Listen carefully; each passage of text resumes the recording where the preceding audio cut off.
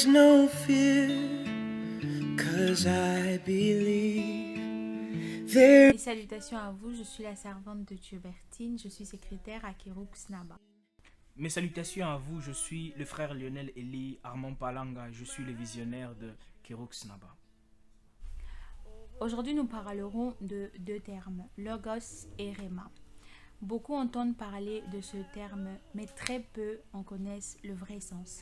Lorsque nous lisons Jean le chapitre 1er au verset 1er, la Bible nous dit qu'au commencement était la parole et la parole était avec Dieu et la parole était Dieu. Le terme parole qui se trouve là-bas, c'est le mot Logos. Et lorsque nous allons dans Matthieu le chapitre 4, le verset 4, Jésus-Christ qui est en train de parler dit « L'homme ne vivra pas simplement de pain, mais de toute parole qui sort de la bouche de Dieu. » Et le mot qui est utilisé là, c'est le mot Rhéma. Mais quelle est la différence réelle entre ces deux termes?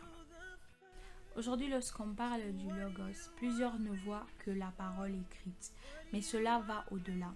En lisant la Bible dans Jean, le chapitre 1, au premier verset, la Bible dit que la parole était Dieu. Or, Dieu est une personne. Alors le Logos est aussi une personne. Et en cette personne se trouve la vie, qui est la lumière des hommes. Quant au Rhéma, il est répondu que c'est une parole prononcée. Mais le Rhéma n'est pas qu'une parole prononcée.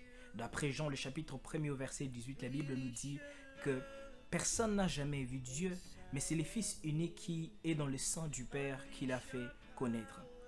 Le Rhéma n'est pas qu'une parole prononcée, c'est une parole explicative. C'est une parole qui nous révèle la personne de Dieu. C'est une parole qui nous dit qui est Dieu. Et nous vivons de cette parole.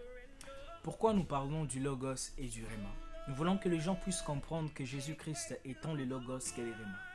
Il est le Logos parce que chaque mot de la Bible parle de Jésus-Christ. Chaque phrase, chaque ligne, chaque interligne ne parle que de la personne de Jésus-Christ. Il est la personne de Dieu exprimée au travers de la Bible.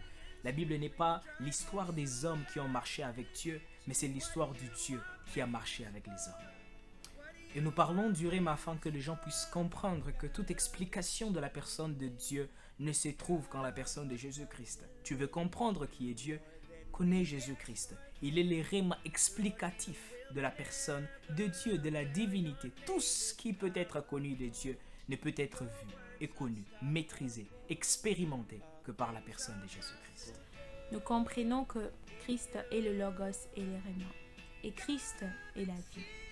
Nous ne pouvons recevoir cette vie qu'en l'acceptant comme Seigneur et Sauveur. Alors je t'invite, toi mon frère, ma sœur, à accepter cette vie en la personne de Jésus-Christ.